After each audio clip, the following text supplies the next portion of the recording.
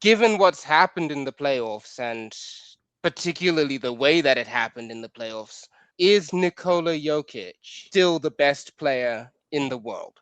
It's tough. It brings me back to when Kobe was dominating, on an individual level in the '06, season, averaging 35 points per game, first team all defense. People were saying he should have been MVP, over Nash, that sort of thing. But he was losing in the first round. It's really hard to call a first round guy who's getting eliminated out of the first round the best player in the NBA. And so some were doing it, but there was still pushback to it. On Yeah. top of that, man, the competition's so strong at the top. And Mm. to me, as good as his numbers are, this is the kind of series where you lose that title.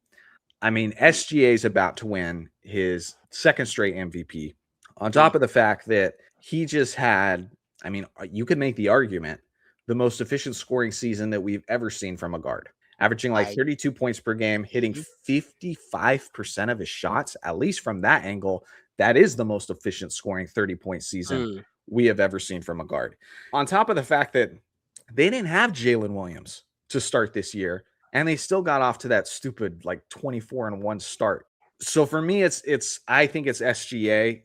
Is Jokic still in that mix? He's going to be turning 32 years old next season. If he goes on another great playoff run, maybe it was the year they finally, they eliminate OKC, or Mm. even went on to win a championship, he can reclaim that. But now I think he's trailing, and I think he's got a steep climb to reclaim that. Usually when a guy loses that title, he never really reclaims it. And so that's my opinion on that. But what do you Mm. think, Will?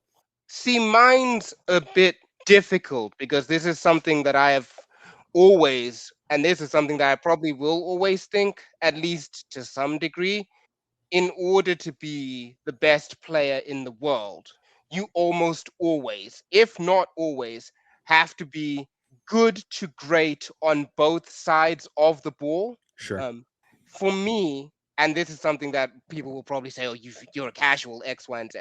Um, Up until this year, the 25-26 season, I had always said to myself that Giannis was actually the best player in the world because he was good on both sides of the ball.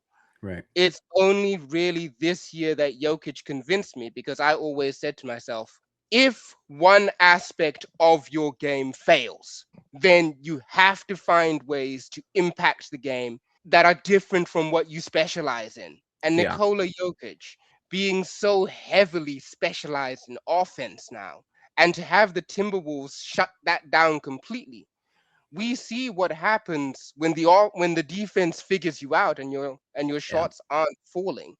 And now we see what happens when the team, in particular this Timberwolves team, just looked and said, "You see all those stat sheets? They don't play the games for you." And they continually ran into the paint at the rim, and they scored, I think, on at least three separate games, 60 plus points in the paint. Yeah. And a lot of that is down to Jokic's defense. And Yeah. defense is 50% of the game. I don't think he's a fraud, obviously, No. because he's just too good on offense. Mm-hmm. But maybe best player in the world, that's debatable. No, it's good. It's good points, but I have a couple thoughts on it. I mean, Yeah, Minnesota's turning into unfortunately. this crazy wild card that you Yeah. want to avoid. I think next season in the Mm. NBA, kind of regardless of what happens with them in the second round and beyond, for like 3 years in a row, Minnesota has gone into the first round Yeah. of the NBA playoffs as a low seed and then has made noise and made upsets. Right. Obviously, just the year prior, they did it with the Lakers, who were the 3 seed, and just like Mm. smoked us. I think it was 4 games to 1 in that series. And so the other thing about Jokic and the defense is I hear you, and I think that is a big deal. And Mm. two-way players, it is literally 50% of the game.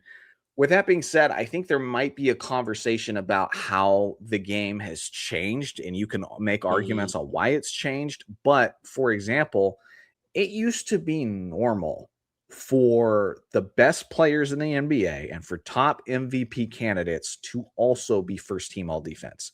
Now Mm. you've only got like a select few guys doing that. You're seeing so many role players being celebrated as the best defensive players. And so, in a way, It's like, yeah, I understand Jokic is not great defensively because he was exposed. He's not a good rim protector, and that really, really hurt, Yeah. Denver in this series. But a lot of the guys he's had to compete against historically are also not great defensive players. Now, Shea, that's why I feel comfortable giving him the title. Is not only is he dominating regular season, Mm-hmm. postseason, but he's a I mean, pretty darn good defensive player as well. He's not Victor Wembanyama out there, who's the other great defensive player, but they've got that as well. But I mean, even just in recent history, Luka Doncic has been in those conversations. mm-hmm. Steph Curry, James Harden, like we've seen a lot of guys who have been MVP candidate players, and might be in the argument for best player in the league, even latter half of LeBron's career, when he was really good. I wouldn't say he was an elite defensive player, you know what I'm saying? So I guess I want to backtrack a little bit then. It's been Giannis since what would you say? When did Giannis become the best player for you? And he had it this whole time, like up until you said this season? It's difficult. It is Yeah. difficult because I will also admit Giannis has had his own failures, Mm-hmm. which you have to take into account. I guess for the most part, since about 2019, 2020, around that area, when Giannis started ascending, is when I would say he would have been the best in the world. It wasn't until this season where I was solidly like, okay, yeah, Jokic is the best in the world. Who is it It's now, it's though? Because he got to eliminated in the me, first round. Giannis didn't to make the me, playoffs. It sounds like it's changed for you. Who would it be now? Victor. Victor. Wow. Victor. Straight up. I am not afraid to call it like it is. I know people are going to say, "Oh, he hasn't proven it in the playoffs. He hasn't won the chip, bro." If it is so friggin' obvious, it shouldn't be a problem to admit that it is. To me, if the answer is so clear, well, I guess SGA makes it a little bit unclear. But if he's got the talent and the ability, then really, what's stopping you from saying, yeah, Victor is arguably the best in the world? I mean, are you going to say that it's Shea if Victor does beat him in the conference finals? Because Mm-hmm. let's call it like it is. It's going to be Spurs versus OKC in the finals, in the conference I hope finals. this Let's call ages it like well. it is. Probably be seeing this after some of the second rounds been played, so we'll see. Mm, Um, true, if I true. had to bet money, I would. I think anybody who was in the prediction game, who is being Mm, honest and isn't just tied to a specific fan base, it feels mm, like that's the collision course for sure. Yeah. yeah. I will say, you know what? Because I'm open to being proven wrong. I will say, for me right now, I'm hedging my bets on Victor coming out as number one. They had OKC's number during the regular season. Let's be honest about that. Yep. But whoever comes out ahead in the conference finals, I feel like they'll be the ones to take the crown of number one. Yeah. Like it's Yeah. it's vacant right now. It's no longer Jokic. Whoever comes out ahead in the conference finals, they'll be number one. Yeah, I think it'll be interesting. I think with Wemby, and I hate to say this, I feel like part of what holds him back is the politics of the NBA. He's Mm, 20, he's 22. I And mean, just the fact that he's so young Jordan. kind of makes people like me, and I'm very conscientious, like self-aware of this. It makes me hesitant to give him that title, even if he's earned that title, because it feels like it's premature, it's too early, but it might not be. I mean, if you're just removing the age from it and look at what he's doing on the court, it Mm, might not be. And I there's a mean, couple examples of that. Bobby Knight calling mm, Michael Jordan the greatest player he had ever seen before he had even played an NBA game. Another example of like the Wemby thing where it just feels premature, but maybe mhm, it's not, was when Shaq was selected to be in the 50 greatest players of all time mhm. during the 1998 7 All But Star game. Fans were so upset about that there, that they booed him. Now, Shaq was unlike anything we had ever seen before. Like, yeah, there was mhm, Wilt Chamberlain, but even Wilt played different than Shaq.